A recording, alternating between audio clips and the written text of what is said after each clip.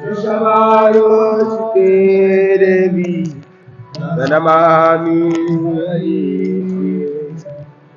Hari Guruvyacha Upasindu Bhaivacha Patitanam Bhavanidu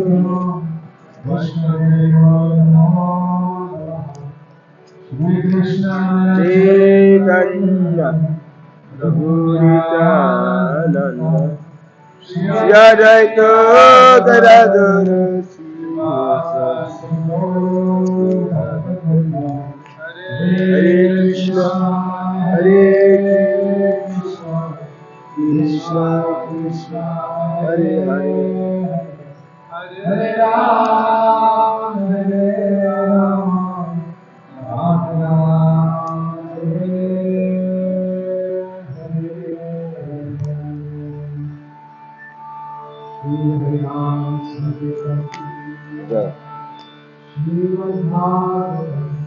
Jai.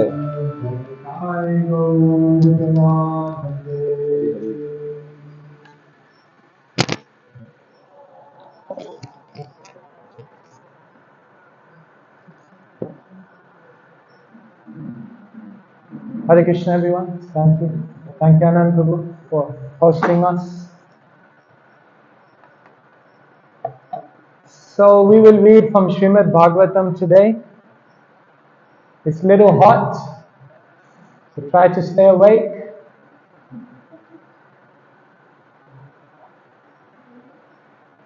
Today we're reading from Canto number 1, chapter number 6, entitled The Conversation Between Narada and Vyas.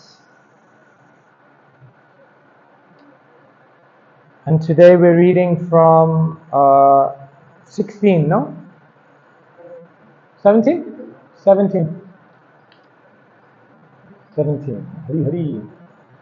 Okay, so very important chapter. Conversation between Narada and Vyas, because this is how the parampara is continuing. Krishna first instructed who? Brahma. Tene Brahma Rida Ya Adhika Vaye Muyanti Atsuraya. When Brahma created the universe, then Krishna, within the heart of Brahma, gave him Chatu Shloki Bhagavatam. So first connection is Krishna to Brahma. Then Brahmaji, he had many sons, but the foremost of his sons was Narad.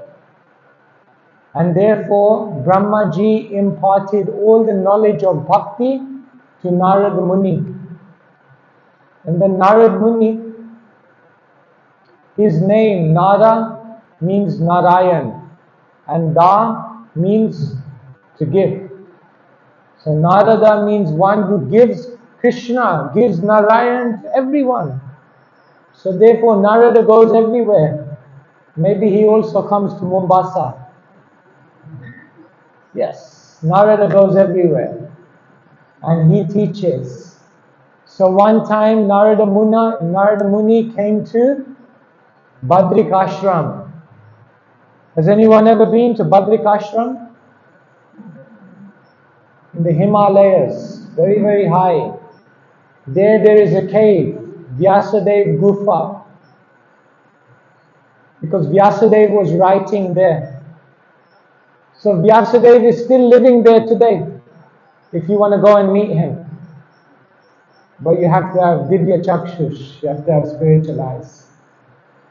So when Narad Muni came to Badrik Ashram, then he instructed Vyasadeva. So now the conversation between Vyasadeva and Narad Muni is going on. Jai Shri Rukmini Dwapadish ki, Sitaram Lakshman Hanuman ki, Shri Shri Gauranitai ki. So now the conversation is going on. So normally when you have a conversation with someone, you ask them something to know their background, isn't it? when you meet someone for the first time? Where are you from? What did you study? How many brothers and sisters do you have? These are all the questions we ask to get to know someone. So in order for Vyasadeva to understand Narad Muni more deeply, Narad Muni is telling him his background. So Narad Muni is explaining how he became self-realized. So now he is explaining the story of how he became self-realized. And the story of Narad Muni was that in the previous life he was born to a maidservant. She was a maidservant, his mother. But some great devotees came to their home and Narad Muni served them, he heard from them, and he ate the prasad that was left on their plate.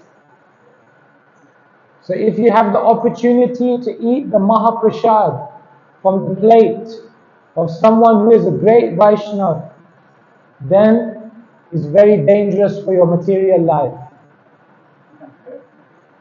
Bhakta pada dhuli aur bhakta pada jal, bhakta bhukta avashesha, tina mahabal. Mahabal means very powerful. There are three things which are very powerful in the world. Nuclear missiles, is it? The internet, 5G. What's very powerful in the world? Bhakta Bhukta. The remnants of the food which has been eaten by a great devotee. Bhakta Dhuli. The dust which has come from the feet of a great devotee. Bhakta Pada Jal. And if someone washes the feet of a devotee, then that jal, that water, Tina Mahabal. If you touch these things, in Gujarati they say, Bati gyu. It's all over, finished. Because it's very powerful spiritual influence. So Narad Muni, he took the Bhakta Bhukta. He ate the remnants of the great Vaishnavas. And then he started to experience spiritual ecstasy. So this is the verse we're reading today. Premata bhara nirbhina pulakango tini vrata ananda samplave lino napasyam ubhayam mune. So Narad Muni is explaining to Vyasadeva. O Vyasadeva, at that time, being exceedingly overpowered by feelings of happiness, every part of my body became separately enlivened. Being absorbed in the ocean of ecstasy, I could not see both myself and the Lord.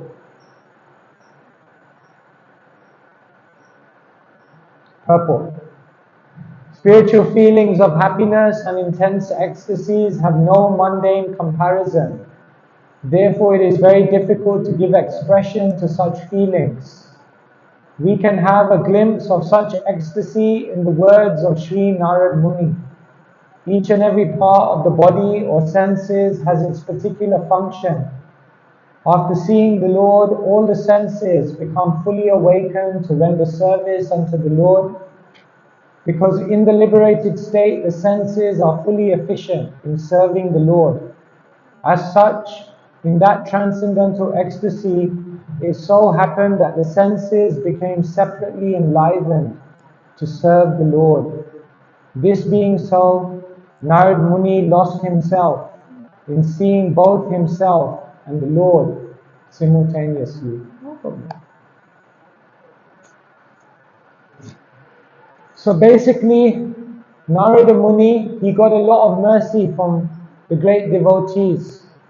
And then he began to meditate on Krishna. Now what happens when we meditate on Krishna? Most of the time people go to sleep. That's what happens. When the class begins, when the kirtan begins, when the spiritual katha is going on, then the next thing that happens is the eyes close. Or at least if the eyes don't close, then the mind goes somewhere else. One of the two. Either mind goes to sleep, or the mind goes to another place. But when one becomes advanced, as soon as they see Krishna, they hear the holy name, they hear katha, then the mind becomes enlivened. The mind comes closer. The mind becomes overwhelmed. The mind goes in ecstasy. So when Narad Muni began to meditate on Krishna, then he became overwhelmed with ecstasy. Put your hands up if you've ever experienced ecstasy in Krishna consciousness. Gopal has experienced ecstasy. What did you experience? He was in Harinam and he experienced a lot of pleasure. So we're going at 2 o'clock. If anyone wants to experience ecstasy, please come. Ecstasy on Nyali beach. Harinam. Who else has experienced ecstasy? Yes, Mike?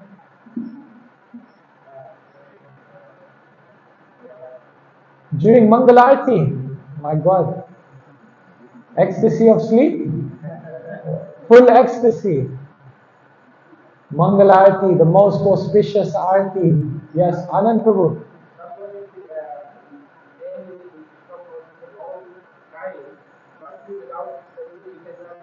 If someone is staying here for a long time without ecstasy, how is it possible?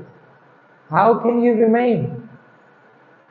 Sometimes people say no meat eating, no gambling, no intoxication, no onions and garlic. How can you do?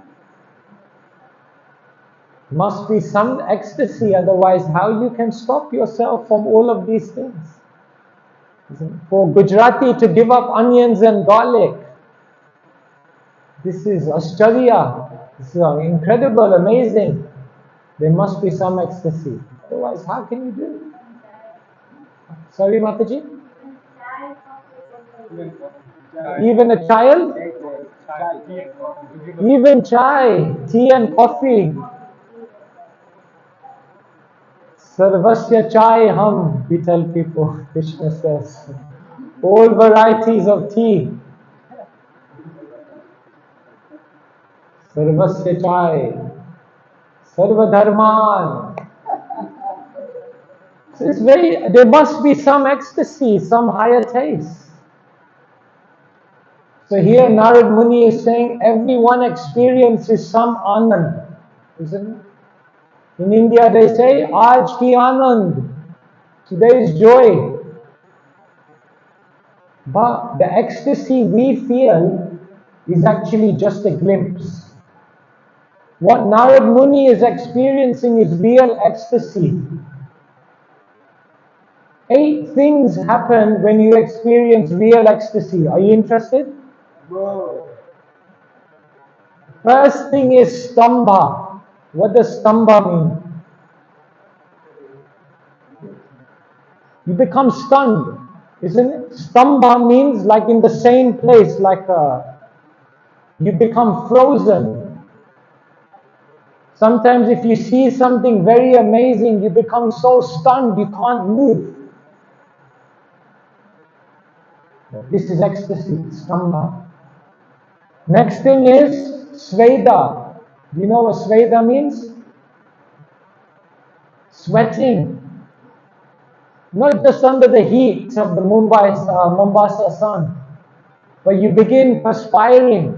When something very ecstatic is happening, you begin to perspire. Third thing, romancha. Understand? Hairs are standing on end. Even the Sikha. Hairs are standing on end, isn't it? When something happens, sometimes you hear something and the back of your hair standing on end. Swara Bhanga. Understand? Swara, voice. Cannot speak. So sometimes you lose your voice when you go in ecstasy. Then, kampa,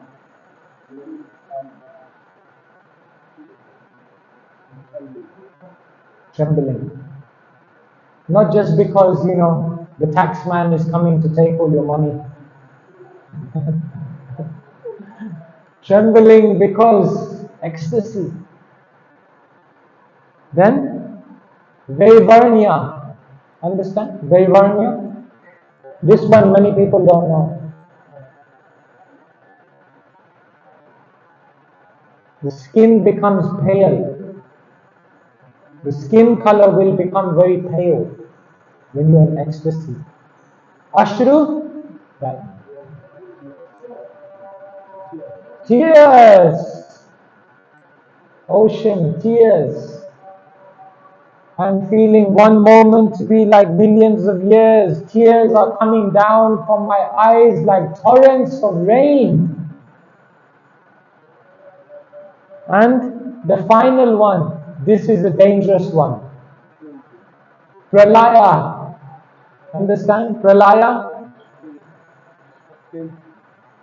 Fainting, devastation. Completely devastated, fainting. Completely. So sometimes we get some shadow bhag. Sometimes we get some taste of this, isn't it? Have you sometimes been in a kirtan and your hair stand on end? Yeah, sometimes. Have you sometimes been stunned in hearing something or sometimes?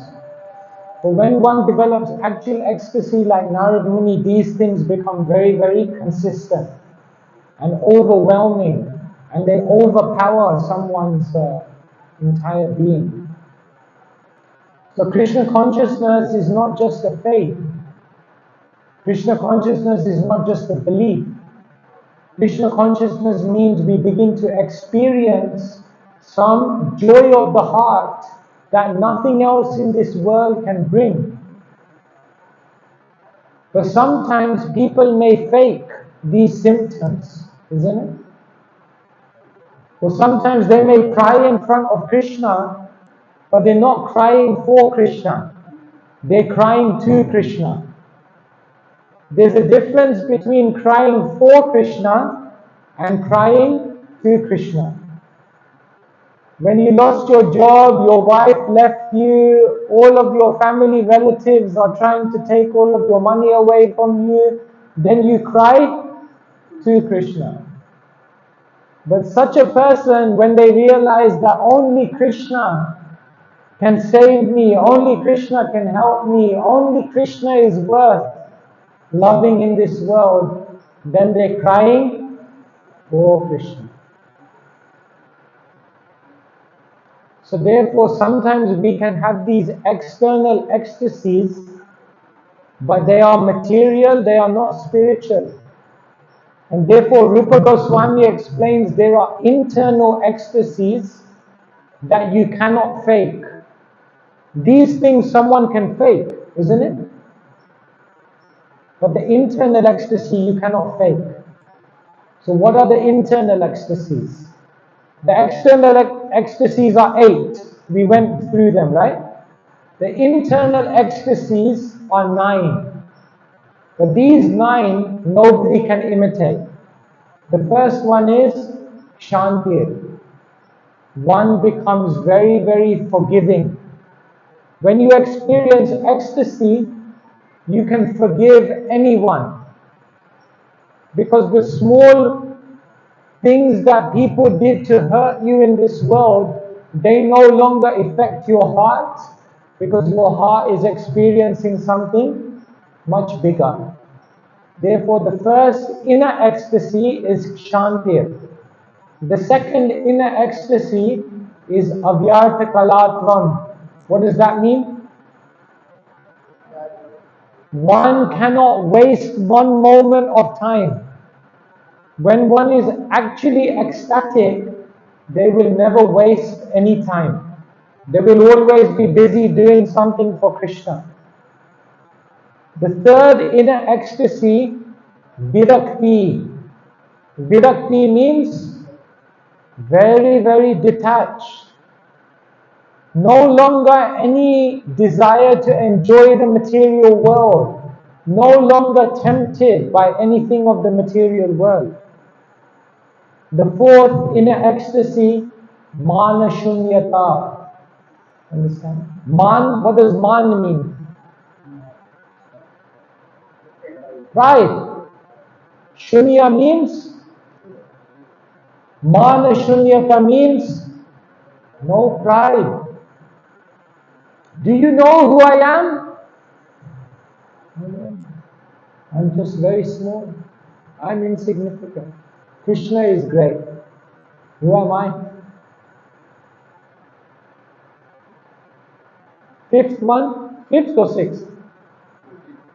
Shantir, avyartakalatvam, viraktir, manashunyata. Fifth one, ashabandha. Asha means hope. Ashabandha means always very hopeful in their life. I'm very fallen, Krishna, I'm very far away. Krishna, I have so many material desires, but I have very much hope. Krishna will help. Krishna is kind. Krishna is merciful. Even I am very low. Krishna is very powerful. Therefore, Krishna will help me. 6, 7. 6. Samutkantha. Utkantha. You see the word Utkantha. Kantha means the neck. Utkantha means one whose neck is up. So what do you think Utkantha means? Can be pride, but it can mean in a good way. In a good way when someone is, what does it mean? In a good way, not pride, in a good way. Courageous. When someone has this inside of them, they will always be very energetic. Enthusiasm. Sorry, I didn't hear echo. Enthusiasm. Samutkantha means always enthusiastic. If one has actual bhav, ecstasy, they will always be enthusiastic. Otherwise, some days enthusiastic, some days not, up and down. Then 7.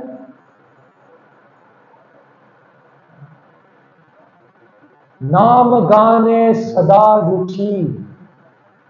Addicted to glorifying Krishna.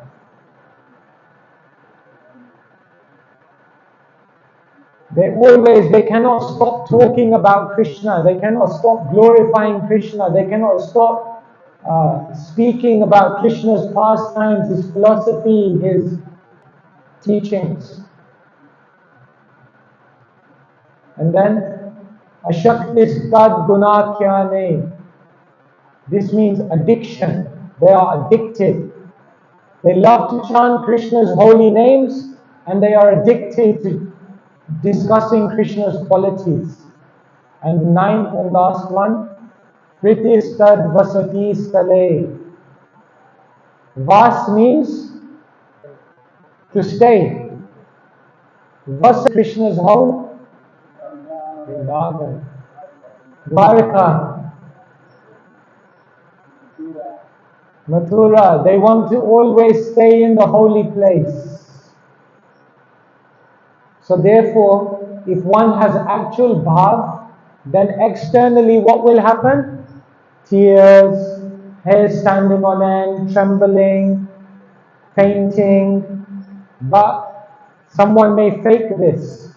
Therefore, if they actually have bhav, then not only externally they have these things, but internally forgiving, not wasting any time, enthusiastic, always humble, always chanting Krishna's names, always talking about Krishna's activities, always thinking of Vrindavan, always hopeful, then they actually have bhav. So here in this verse, Narad Muni is saying everyone has the opportunity to develop bhav. Put your hands up if you have some bhav for Krishna. No bhav? Even a little? Mataji, any bhav for Krishna? Little bit? No? Some bhav. But we want more bhav. Therefore we have to practice Krishna consciousness nicely, and then more ecstasy will come. This is what Narad Muni is explaining to us.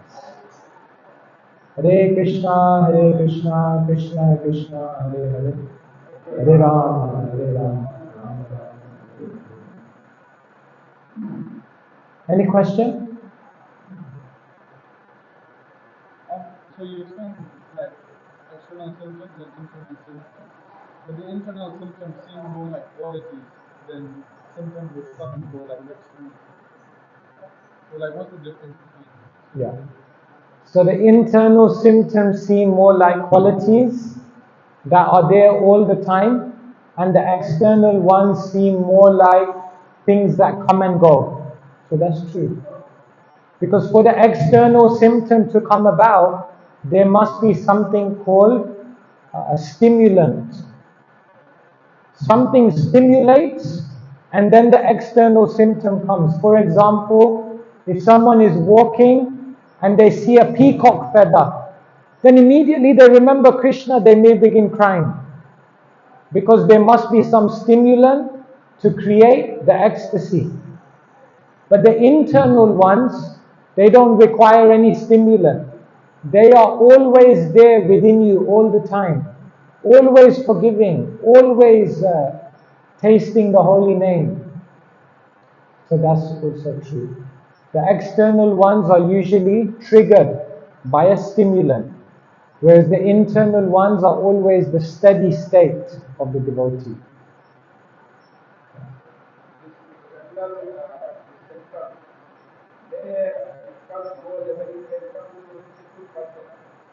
It can come to the, it can also come to the sinful person. Yeah, that cannot come to the sinful. So even someone who is not spiritually realized, they can get something called chaya bhav. Understand chaya? Chaya means shadow. So this shadow ecstasy. For example, if you are very close to a very advanced devotee, then just by being close to them, some of their bhav can come onto you. Even though you don't have any bhav in your heart, because you are close to them.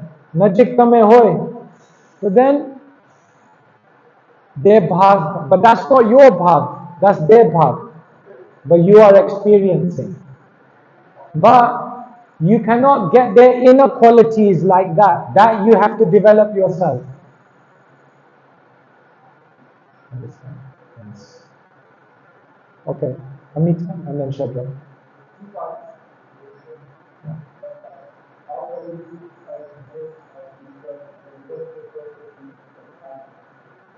How do we come to this stage? Therefore, hearing, chanting, serving, Navavida Bhakti, Shrinvatam Swakatha Krishna Punyashra, Shravanam Kirtanam Vishnu Smaranam Padasevanam, Archanam Vandanam Dasyam Satyamatma Nivedanam. You have that verse here? Is somewhere? Hearing, Shrinvatam, Kirtanam, Sing it. Smaranam, Pada Sevanam, serving humbly. Archanam, Vandanam, Dasyam, Sakyam, become Krishna's friend. Atmanivedanam, give up everything. Who wants to do Atmanivedanam today? Give up everything for Krishna. Manasa deho geho jo kichu mor arpila tue pade nanda kishore. We are signing anyone up who wants to do. Tomorrow. I'll come tomorrow. So this is the process.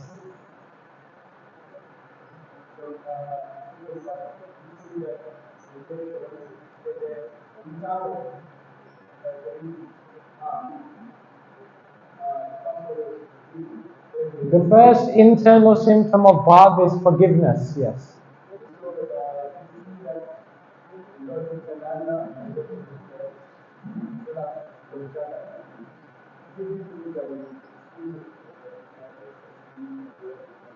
Lord Nityananda and Lord Jagannath are very forgiving. Is it because they have great ecstasy? Yes. Nityananda, always in ecstatic bliss. Jagannath means Krishna who is in ecstasy. Did you know there's only one deity in this world that's so ecstatic that sometimes even this deity forgets that it's a deity and it begins acting like normal. You know which deity that is? Jagannath. It said that Jagannath is the deity of Krishna that's in so much ecstasy that even Krishna forgets, relax, I'm a deity. I should not just be so active. I have to be a deity. But Jagannath so much in ecstasy that Jagannath forgets. Therefore Jagannath is very active. If you go to Jagannath Puri, so many stories. Jagannath is reciprocating because he's in ecstasy.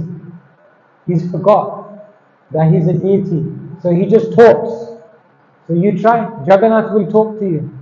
He's in ecstasy, he's forgot that he's a deity. So,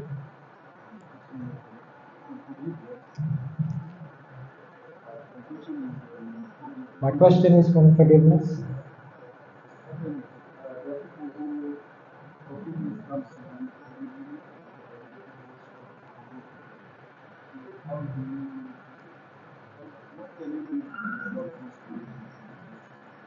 So for some people forgiveness comes easy. For some people forgiveness is more difficult. So what can we do to develop more forgiveness? First thing we have to realize is that we did so many wrong things to other people. It's not just that we have to forgive everyone else. We are also looking for other people to forgive us because we also did many things wrong. Did you ever do something wrong to someone? Never. Not one thing. You never said one wrong thing to anyone in your life. He's ready, pure devotee. That was way before. But at one point you did, no? So you need them to forgive you, isn't it? So if we don't forgive other people, why will Krishna forgive us? They say when other people make a mistake, we are like a judge.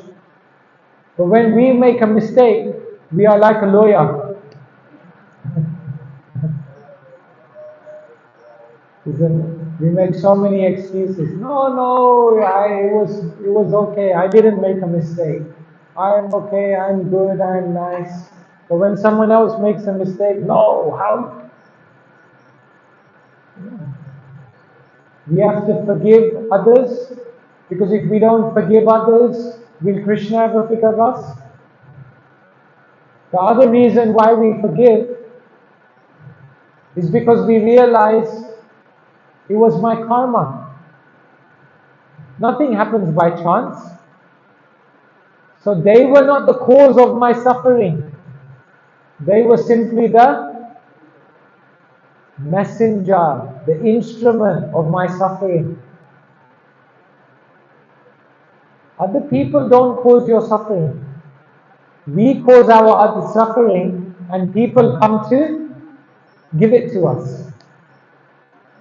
Therefore, we understand they are just a messenger. They are just the instrument of my karma. It's my fault. Hard. But that's what a Vaishnava understands. And the third reason why we forgive is because we realize this is good for me. When someone criticizes me, it's good for me. When someone causes some pain to me, it's good for me. When someone makes me feel uncomfortable, it's good for me. Because it reminds me, this world is not a nice place. Mamuketya punarjanma dukhalayam shashvatam. This world is full of misery. So when someone brings that misery to me, I can forgive them, because I realize you are bringing misery to me. You are reminding me to go to the place where there is no misery. What's the name of the place where there is no kuntha? Vaikuntha. So bring misery to me. I offer my forgiveness, my thanks to you, because you're reminding me I need to go to the place where there is no misery. Vaikuntha. Thank you for reminding me. I need to get out of here. Thank you for reminding me. Is it easy?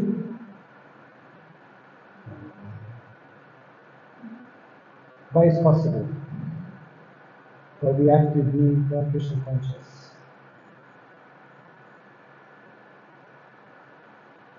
Yes, Mataji.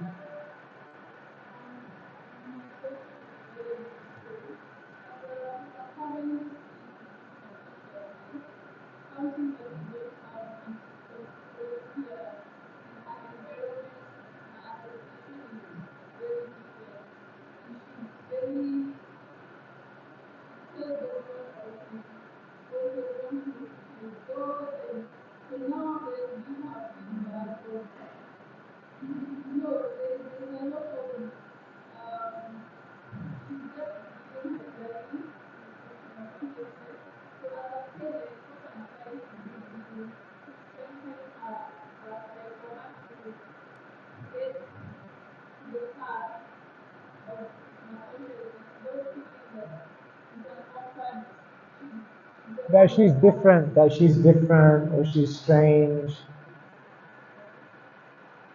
Yes. So the question is, as a parent, how do you bring up your child to make sure that they will always be Krishna conscious?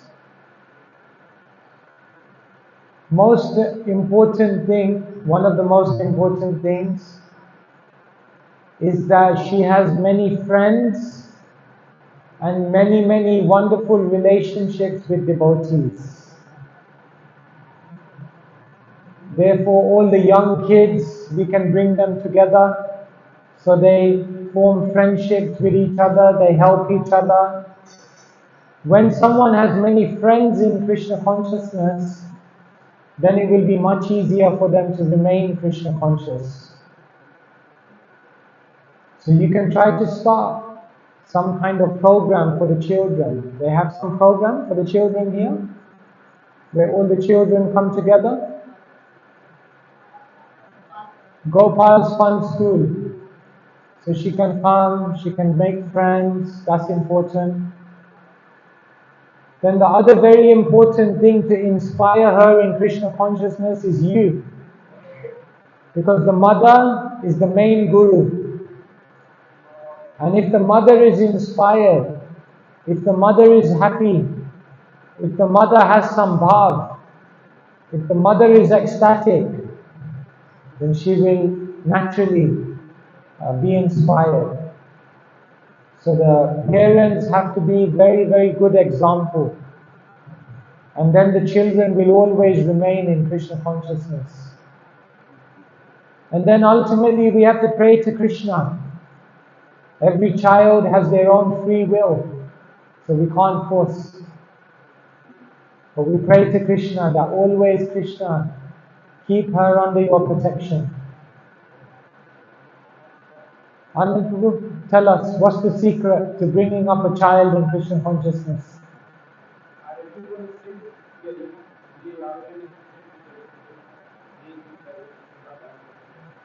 Always educate them, help them understand the philosophy.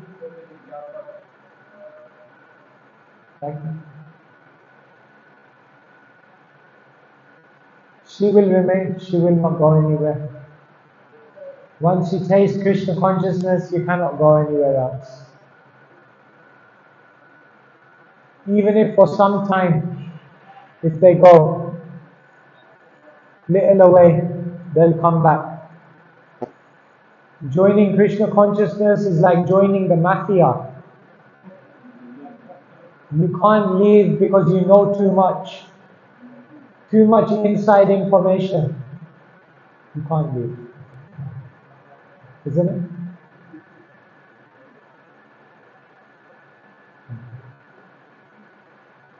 Alright, I think we should end there because still long days there.